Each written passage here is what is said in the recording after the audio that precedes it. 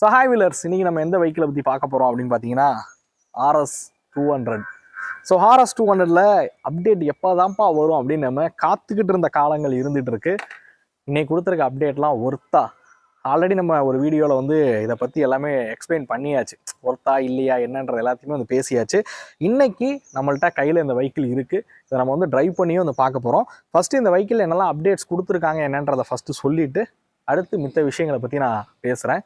வாங்க ஃபர்ஸ்ட் இதில் என்னெல்லாம் அப்டேட் கொடுத்துருக்காங்கன்றதை பார்ப்போம்.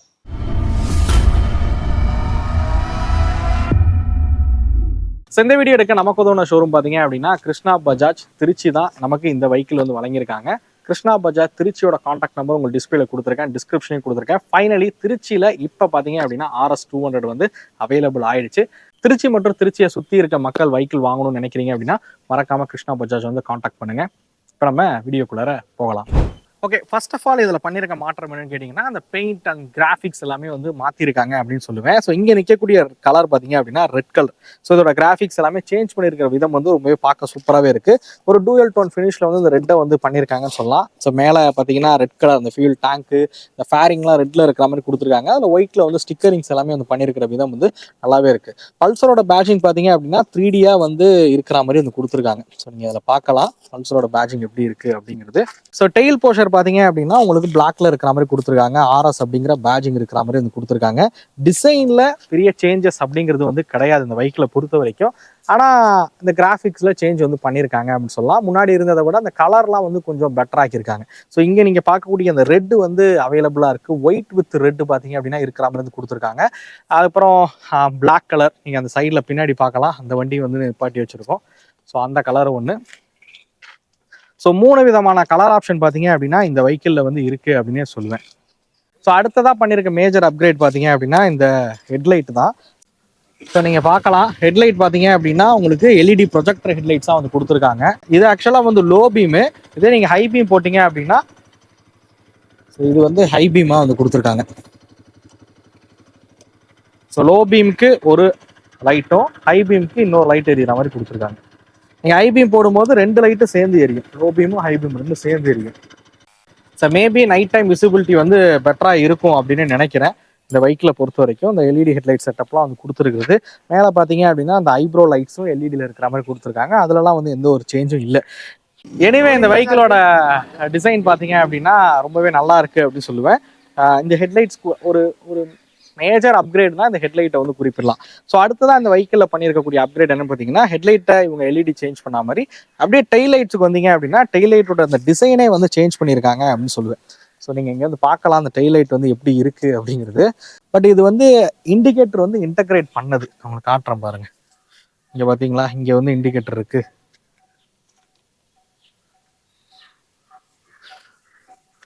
பட் எனக்கு பர்சனலாக சொல்லணும்னா இந்த டிசைன் வந்து அந்த லெவலுக்கு பிடிக்கல அப்படின்னு சொல்லுவேன். இந்த டெய்ல் லைட்டோட டிசைன் வந்து அந்த லெவலுக்கு பிடிக்கல அப்படின்னு சொல்லுவேன். அதுமாதிரி முன்னாடி இந்த டயர் ஹக்கர் பார்த்தீங்க அப்படின்னா இந்த சைடு கிளாம்ப் பண்ணியிருப்பாங்க, இந்த சைடு வந்து ஓப்பனாக வந்து விட்டுருப்பாங்க.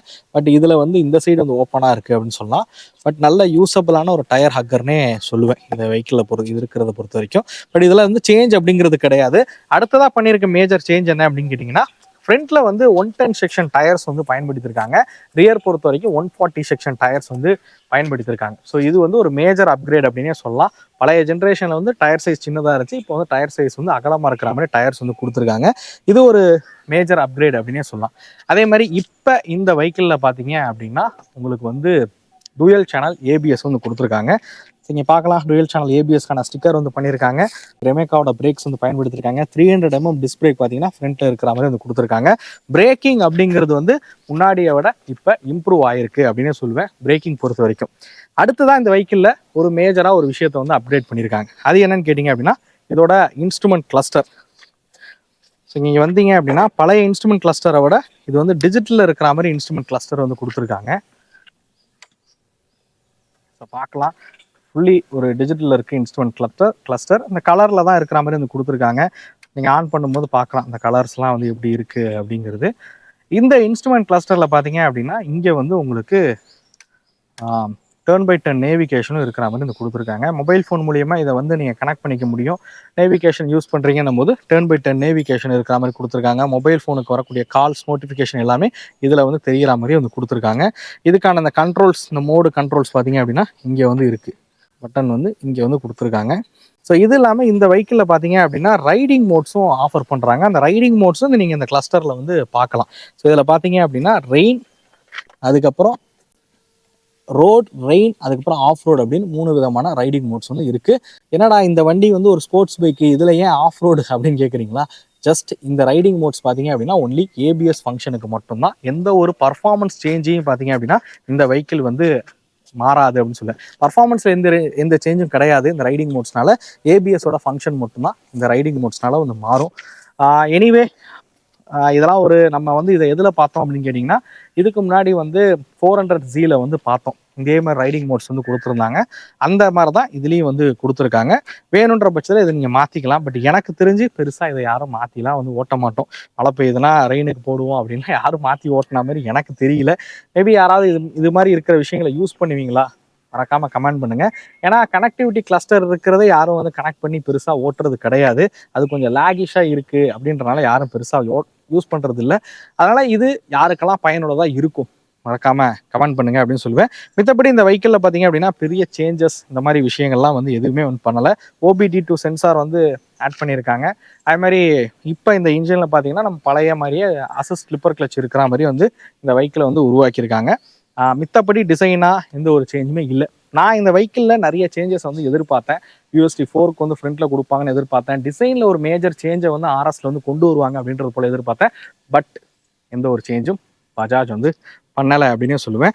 ஓகே, இன்ஜினை பற்றி தெரிஞ்சுட்டு நம்ம அப்படியே இந்த வெஹிக்கிளை வந்து ஓட்டி பார்ப்போம். இன்னொரு விஷயம் சொல்ல மறந்துட்டேன். இதில் வந்து சார்ஜிங் போர்ட் வந்து கொடுத்துருக்காங்க. இதில் பார்த்தீங்கன்னா USB சார்ஜிங் போர்ட் வந்து கொடுத்துருக்காங்க. மேபி இது வந்து ஒரு டைப் சியாக கொடுத்துருந்தா கூட இன்னும் நல்லா இருக்கும் அப்படின்னு சொல்லுவேன். USB போர்ட்டாக வந்து கொடுத்துருக்காங்க. USB போர்ட்டாக வந்து கொடுத்துருக்காங்க. மேபி இது ஒரு டைப் C சார்ஜிங் போர்ட்டாக கொடுத்துருந்தா நல்லா இருந்திருக்கும். ஏன்னா கடைசி ரீசெண்டாக ஆக்டிவா அப்புறம் SP125 இதெல்லாம் பார்த்தோம், அந்த டைப் சிக்கான சார்ஜிங் போர்ட் இருந்தது. மேபி அதே மாதிரி இதில் கொடுத்துருந்தாங்கன்னா நல்லா இருந்திருக்கும். எனிவே இதோட இன்ஜின் ஸ்பெக் விஷயத்துக்கு வருவோம். ஓகே, இதோட இன்ஜின் பார்த்தீங்க அப்படின்னா எல்லாருக்கும் தெரியும். இது வந்து ஒரு 199.5 cc கொண்ட இன்ஜின் இதில் வந்து கொடுத்துருக்காங்க. அதிகபட்சமாக பார்த்தீங்க அப்படின்னா 24.5 PS power, 18.7 Nm of torque வந்து ப்ரொடியூஸ் பண்ணக்கூடியது. அதே மாதிரி இதில் வந்து 6 ஸ்பீடு கியர் பாக்ஸ் தான் வந்து பயன்படுத்தியிருக்காங்க. கூலிங் சிஸ்டம் பார்த்தீங்கன்னா லிக்விட் கூலிங் சிஸ்டம் இதில் வந்து கொடுத்துருக்காங்க. இந்த வெஹிக்கிளை வந்து இப்போ ரைட் பண்ணி காட்டுறேன். நான் சிட்டிக்குள்ளே தான் வந்து ஓட்டி பார்க்க போகிறேன். சிட்டிக்குள்ளே இந்த வெஹிக்கிளோட ரைடிங் எக்ஸ்பீரியன்ஸ் எப்படி இருக்குது அப்படிங்கிறத நான் உங்களுக்கு சொல்கிறேன். ஸோ அதோட ரைடிங் போஸ்டர் விஷயத்துக்கு வருவோம். 810 mm சீட் ஹைட் கொடுத்துருக்காங்க. என்னால் தாராளமாக காலை வந்து கீழே வைக்க முடியுது. பிலியன் சீட்டோட சேர்த்து, அதாவது சேடல் ஹைட் வந்து 810, பட் என்னோட ஹைட் வந்து 5.8. என்னால் 2 காலை வந்து தாராளமாக வைக்க முடியுது அப்படின்னு சொல்லுவேன். ரைடிங் போஸ்டர் வந்து ரொம்ப அக்ரெசிவாக R15 அளவுக்கு இல்லை, ஓரளவுக்கு ரிலாக்ஸாக இருக்குது அப்படின்னே சொல்லலாம். பட் பாருங்கள் எப்படி இருக்குது அப்படிங்கிறது. ஸோ நல்ல கம்ஃபர்டபுளாகவே உட்காந்து ஓட்ட முடியுது அப்படின்னு சொல்லுவேன் இந்த வெஹிக்கிளை பொறுத்த வரைக்கும்.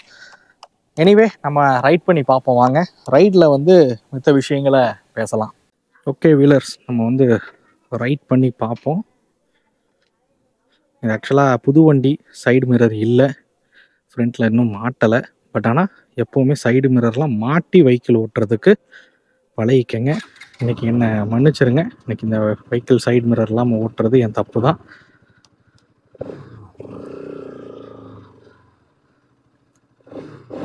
எக்ஸாஸ்ட் நோட் கேட்குதா? இல்லை, எக்ஸாஸ்ட் நோட்டு. ஓகே,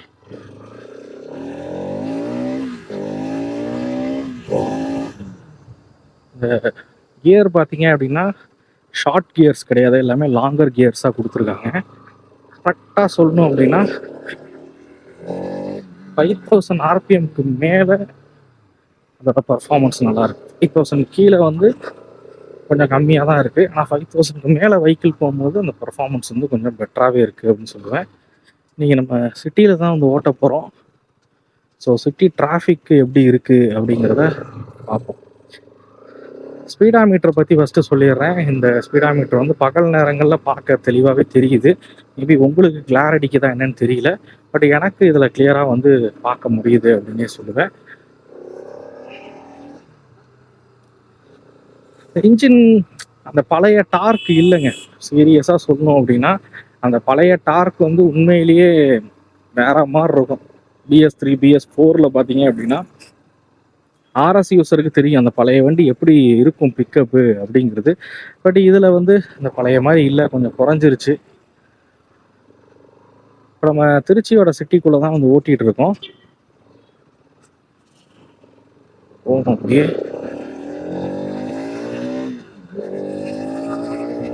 கரெக்டாக அந்த 5000 அந்த 6000 தொட்டவொன்னே தான் வண்டி பறக்குது.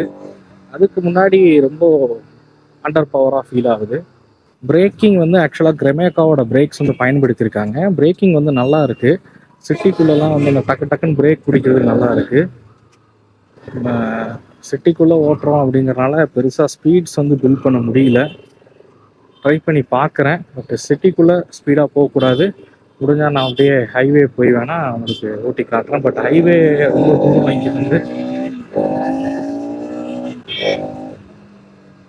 இந்த சவுண்ட் எப்படி இருக்குன்னா ஒரு கிளச்சு அணைச்சே போகிற ஃபீலை வந்து கொடுக்குது. கிளச்சு பிடிச்சே ஓடுதோ அப்படிங்கிற மாதிரி. பட் அது மாதிரி இல்லை. அந்த சவுண்டு வந்து அதிகமாக இருக்கிறதுனால என்னன்னு தெரியல. பர்ஃபார்மன்ஸ் பற்றி சொல்லணும் அப்படின்னா ஓரளவுக்கு அந்த இப்போ இருக்க அந்த 200cc காம்படிட் பண்ணுற வகையில் இருக்குது அப்படின்னு சொல்லலாம். இதோட மிகப்பெரிய ஒரு காம்படிட்டர்னா கரிஷ்மா தான். கரிஷ்மாவோட கம்பேர் பண்ணும்போது இது ஒரு பர்ஃபார்மன்ஸ் வந்து நல்லா தான் இருக்குது. 86 வரைக்கும் வந்துருச்சு. வீல் வந்து சைஸ்லாம் வந்து பில் பெருசாக கொடுத்துருக்குறது. ஒரு கார்னர் பண்ணலாம் நல்லா இருக்குன்னே சொல்லுவேன். நல்ல கார்னரிங்லாம் வந்து நல்லாவே பண்ண முடியுது. வீல் வந்து பெருசாக கொடுத்துருக்குறது. பிரேக்கிங் வந்து அந்த இம்ப்ரூவ்மெண்ட் வந்து தெரியுது. பிரேக்கிங் கொஞ்சம் பெட்டராக இருக்க ஃபீலை வந்து கொடுக்குது. டயர் சைஸ் பெருசாக கொடுத்துருக்கனால கார்னரிங் நல்லா இருக்கு.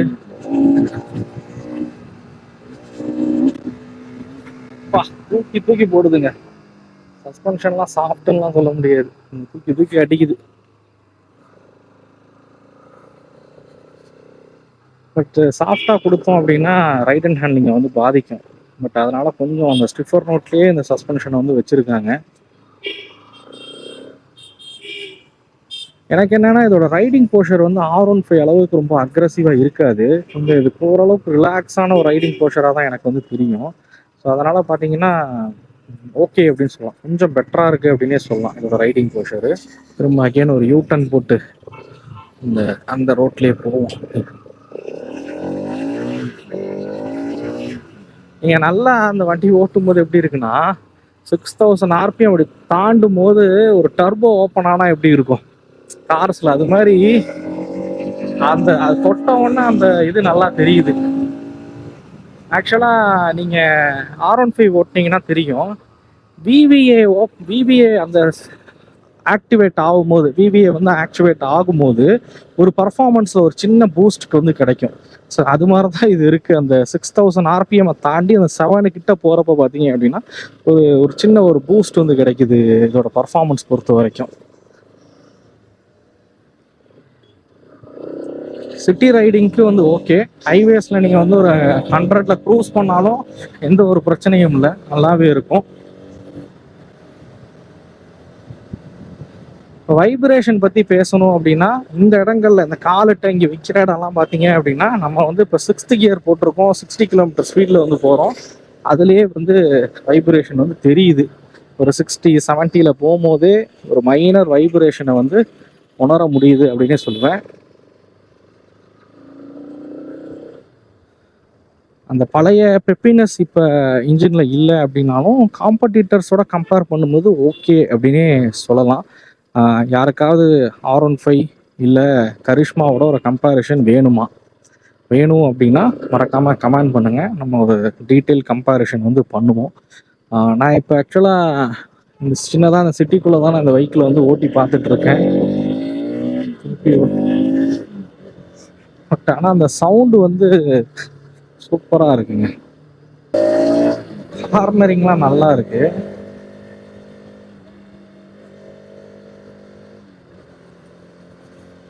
கட்டடிச்சு ஓட்ட கொள்ள இந்த கார்னரிங்கு அந்த மாதிரி பைக்கிலோட ஃபிளிக்கபிலிட்டி இது எல்லாமே நல்லா இருக்குன்னு சொல்லலாம்.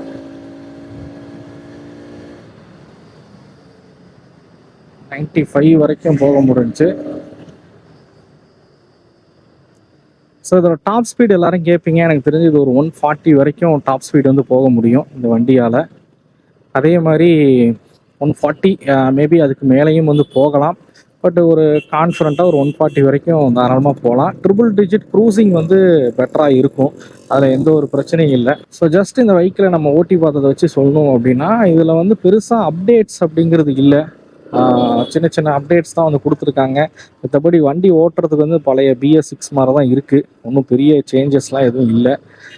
BS3 BS4 அளவுக்கு ரா பவர் இப்போ இந்த வெஹிக்கிளில் இல்லை அப்படின்னே சொல்லுவேன். இந்த ராவான பவர் வந்து மிஸ் ஆகுதுன்னு சொல்லலாம் RSஐ பொறுத்த வரைக்கும். ஸோ எனிவே இந்த வெஹிக்கிள் ரைட் பண்ணியாச்சு. என்னோட ரைடிங் எக்ஸ்பீரியன்ஸை பற்றி சொல்லணும் அப்படின்னா இன்ஜின் பர்ஃபார்மன்ஸ் நாட் பேட். முன்னைக்கு இப்போ பர்ஃபார்மன்ஸ் கம்மியாக தான் இருக்குது. பட் காம்படிட்டர் மித்த 200cc கம்பேர் பண்ணும்போது பரவாயில்ல அப்படின்னு சொல்லலாம். அதாவது கரிஷ்மாவோட கம்பேர் பண்ணிங்கன்னா ஓகே நல்ல பர்ஃபார்மன்ஸ் வந்து இருக்குது. இல்லை கிக்ஸரோட கம்பேர் பண்ணுறீங்கனாலுமே ஓகே அப்படின்னு சொல்லலாம் இதோட பர்ஃபார்மன்ஸ் பொறுத்த வரைக்கும். R15 இதை விட பர்ஃபார்மன்ஸ் அப்படிங்கிறது கம்மி தான், அது எல்லாருக்குமே வந்து தெரியும். பட் டாப் எண்டுங்கிறது R15 மேபி இதை விட அதிகமாக வந்து போகலாம். டாப் எண்ட் பொறுத்த வரைக்கும் என்னோட வெயிட்டுக்கு ஒரு 140 வரைக்கும் போகும் அப்படின்னு நினைக்கிறேன். நான் பழைய BS6 வந்து யூஸ் பண்ணியிருக்கேன், ஓட்டியிருக்கேன். அது வந்து 140 வரைக்கும் என்னால் வந்து போக முடிஞ்சு. Top end okay. ஆனால் பழசெல்லாம் பார்த்தீங்கன்னா 180 160 வந்து போகும் பழைய ஜென்ரேஷன், அதாவது BS3 BS4. பட் இப்போ வந்து குறைஞ்சிருச்சு அப்படின்னே சொல்லலாம். மைலேஜ் எல்லாருமே வந்து கேட்பீங்க. அதோட மைலேஜ் அப்படிங்கிறது பார்த்தீங்க அப்படின்னா ஒரு 35 கிலோமீட்டர் மைலேஜ் நீங்கள் வந்து எதிர்பார்க்கலாம் இந்த வெஹிக்கிளை பொறுத்த வரைக்கும். ஏன்னா பர்ஃபார்மன்ஸ் ரிலேட்டடாக இருக்கிற வெஹிக்கிள் பெரிய லெவலில் மைலேஜ் அப்படிங்கிறது வந்து கொடுக்காது. ஒரு 35ங்கிறது ஒரு டீசெண்டான மைலேஜாக எடுத்துக்கலாம் இந்த வெஹிக்கிளை பொறுத்த வரைக்கும். இந்த வெஹிக்கிளை நான் மைனஸாக பார்த்த விஷயம் பார்த்தீங்க அப்படின்னா இன்னும் ரிஃபைண்டாக இந்த இன்ஜினை மாற்றிருந்தாங்கன்னா இன்னும் பெட்டராக இருந்திருக்கும் அப்படிங்கிறது தான். ரெண்டாவதாக பார்த்தீங்க அப்படின்னா பேனல்ஸ் நடுவில் வந்து கேப் கொஞ்சம் அதிகமாக இருக்குது. ஃபிட் அண்ட் ஃபினிஷ் இன்னமும் சரியில்லை. நான் ஆல்ரெடி வந்து சொல்லியிருந்தேன். நீங்கள் இந்த இடத்துல பார்க்கலாம் பேனல்ஸ் கேப்லாம் வந்து எவ்வளோ இருக்குது அப்படிங்கிறது. ஸோ இந்த இடமெல்லாம் பார்க்கலாம். முன்னைக்கு இப்போ பேனல்ஸ் கேப்பு.